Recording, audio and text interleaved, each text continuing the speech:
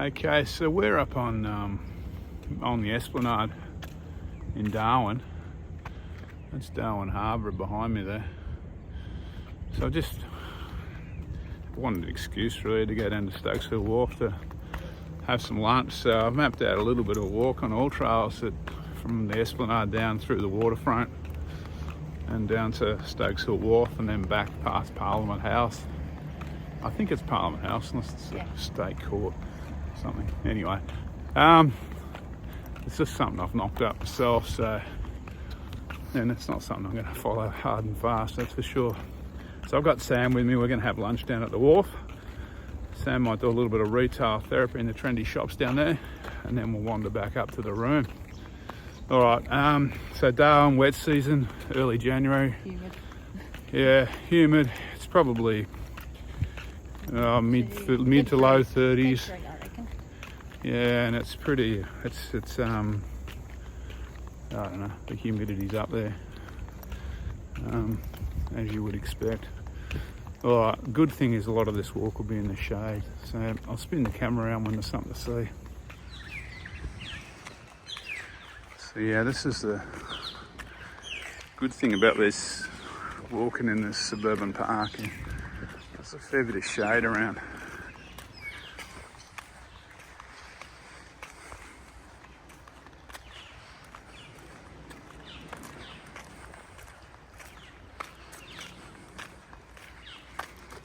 Ooh, I think I kicked that same thing yesterday.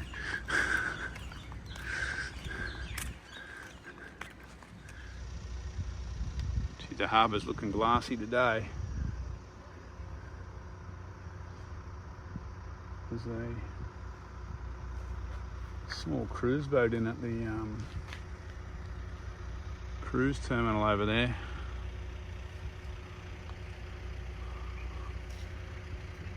And I thought that's a very common thing up here in the wet season.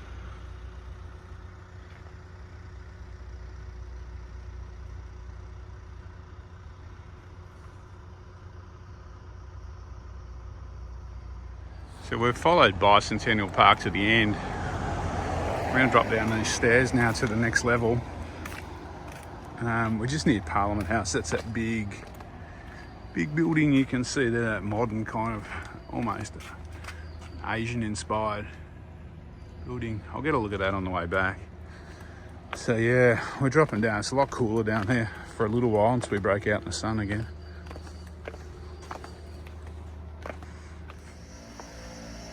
So these are that blocked off thing there's an underground oil bunker. And yeah, this is the deck chair cinema on our right here. And that obnoxious noise, yeah, they have two-stroke leaf blowers up here as well. Someone's going to push them around.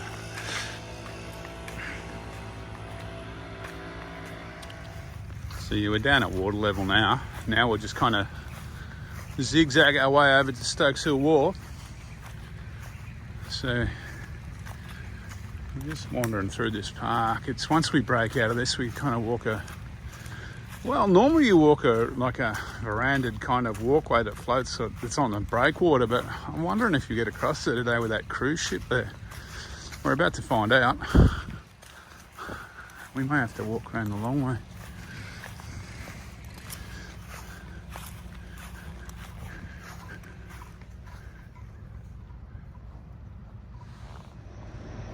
So there's a little cruise ship, like I was saying, at the port here, at the cruise ship terminal. That's Stokes Hill over there. That one there, which is where we're slowly making our way. So this is the waterfront area of Darwin. You can stay down here too, which is nice enough. I just like the views from up on the Esplanade a little bit better, but this is the newer area, so the facilities are a bit flasher down here. So this is the little waterfront park, and there's a wave pool kind of over the back there behind that fence.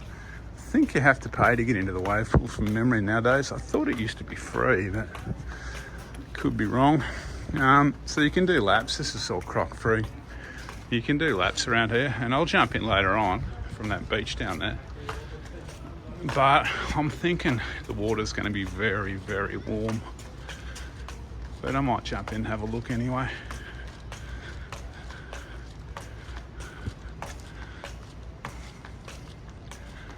I think that's the entertainment centre in front of us. Could be a feral fact.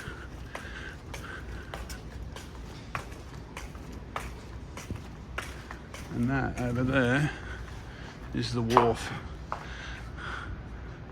which is where we're going for lunch.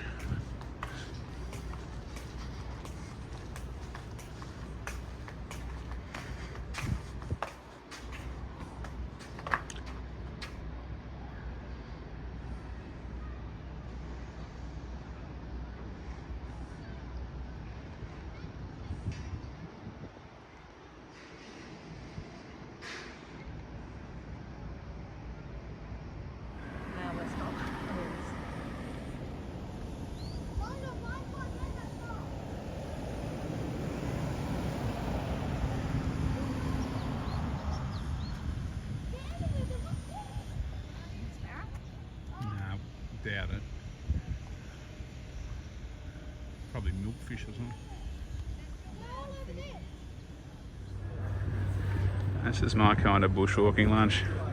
Barra, steak, prawns, chips, salad, and a bit of a view. Okay, lunch has been consumed. We're just making our way down to the waterside precinct. If I can find a cold shower over in the lagoon, which is over there, I might go for a swim. This is the wave pool that I was mentioning before, right in front of us.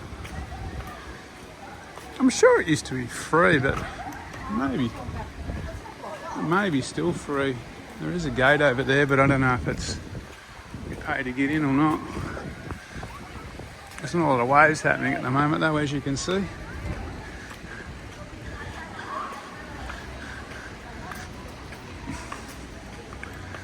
I'll let you know in a later video whether it is free or not.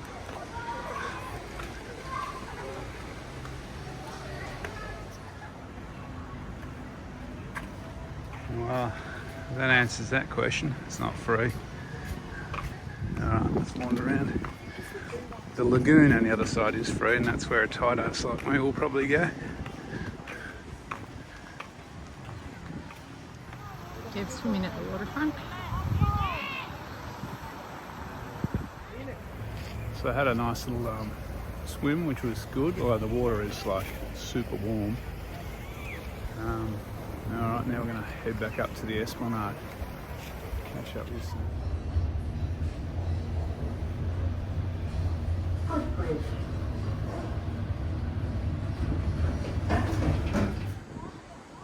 So yeah, rather than climb back up cliffs, well, it's not really, well, they are cliffs I suppose. You can catch an elevator up 5 flights of stairs, cross the road in this extended bridge, and then you've got about 1 flight of stairs to get up onto the Esplanade.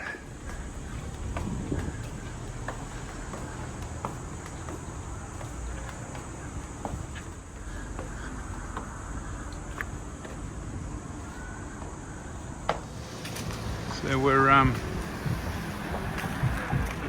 back up at Esplanade level. Just walking back to a hotel. So that big building, that big square building in the distance, that's government. The Northern Territory Government Parliament House, I guess you'd call it.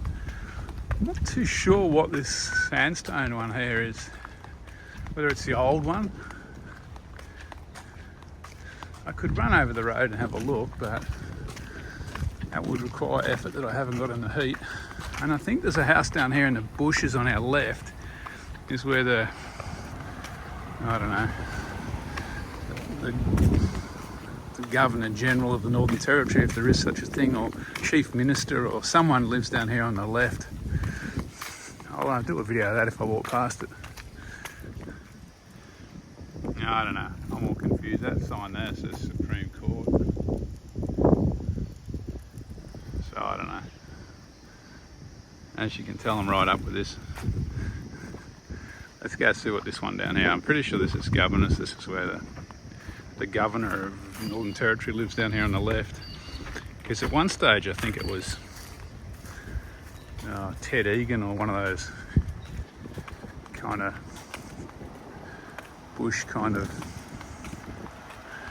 bushman type things. Okay, got some news on the historical front and the architectural front. So that's the Supreme Court. That is the Parliament House over there. Looks a little similar to my eyes. And this is Government House in here. Nice. Yeah. If you can get that taxpayer funded gig, you're doing well, I reckon, living there.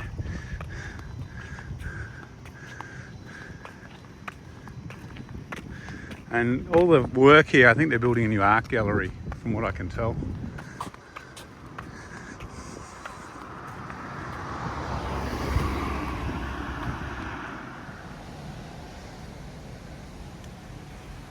Yeah, so this is the Northern Territory Parliament House.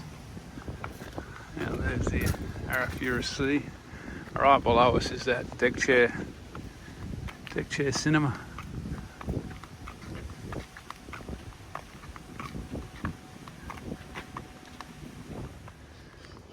So we're back in Bicentennial Park now. We're just cutting down to where we started the walk, about 400 metres down here.